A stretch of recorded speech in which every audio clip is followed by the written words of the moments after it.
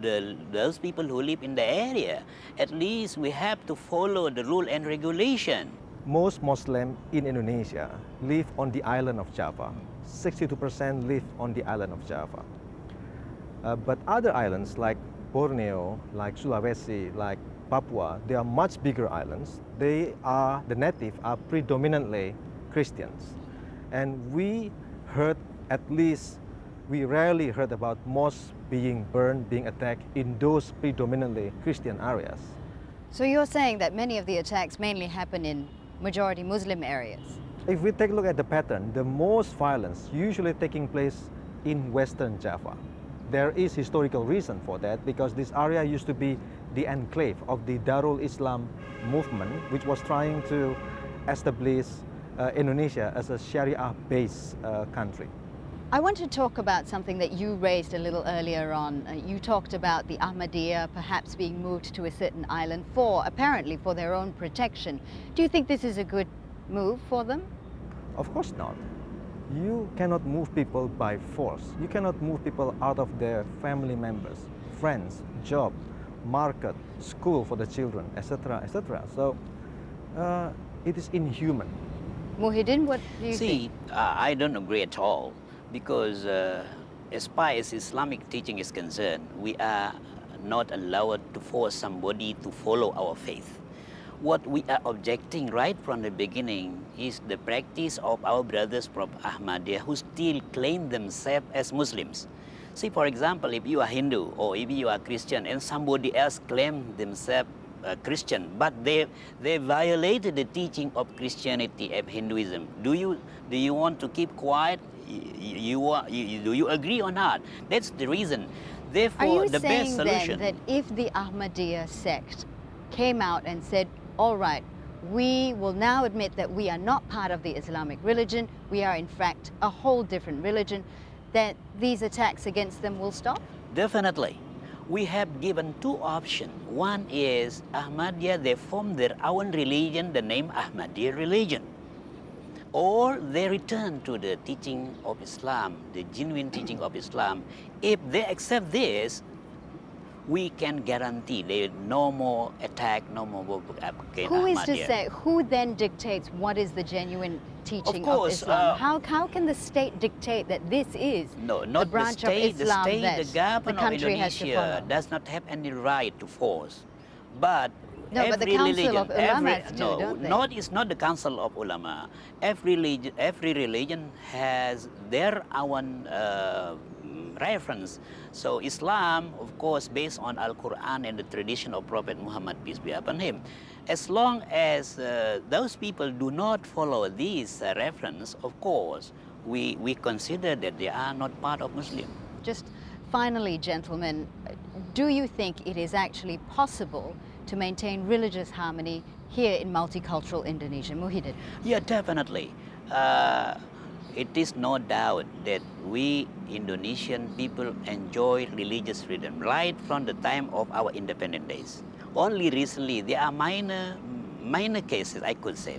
Andres, how do you think religious harmony can be maintained here in multicultural Indonesia? There should be a radical change of the mindset of many religious leaders in Indonesia.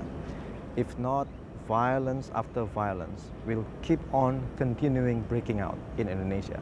I'm not only talking about burning churches, I'm talking about killing people, killing hundreds, thousands of people in the name of their respective religion. I'm afraid we're going to have to leave it there. Gentlemen, thank you very much for your time. Come. That's all the time we have for this edition of 101 East. You can always follow the program through our website, podcast and Facebook. From all the team here in Jakarta, Indonesia, thanks for watching.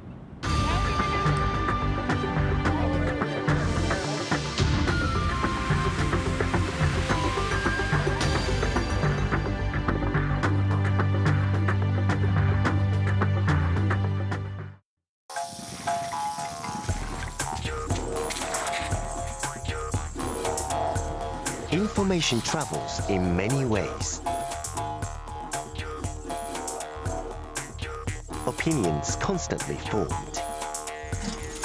Knowledge passes in an instant. If you want to communicate with those shaping the headlines, this is your chance to ask questions directly to the people making the news. Riz Khan, at this time on Al Jazeera.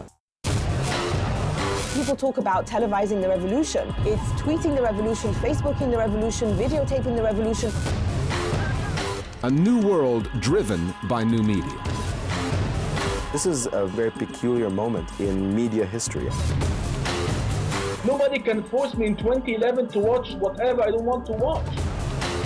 Analyzing the media's role in shaping modern history.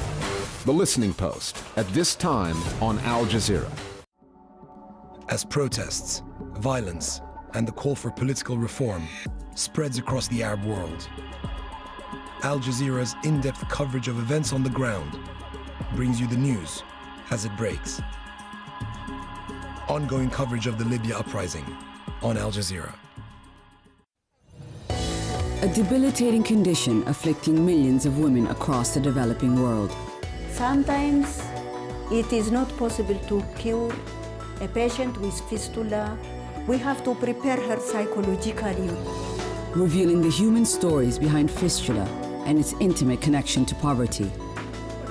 A powerful new series exploring global maternal health. Birthrights, at this time on Al Jazeera.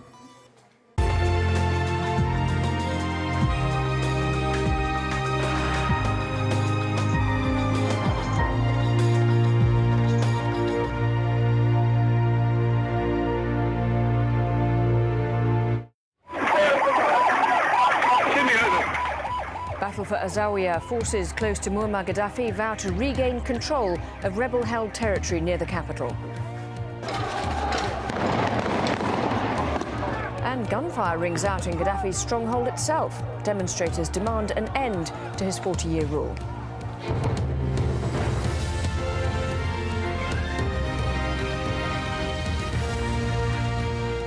I'm Lauren Taylor. You're watching Al Jazeera live from Doha. Also on the programme, Egypt's new Prime Minister joins protesters in Tahrir Square and promises to heed their calls. Rallies grow in Yemen as the president rejects plans to transfer power. And killed for challenging a blasphemy law, Pakistan's only Christian government minister is laid to rest.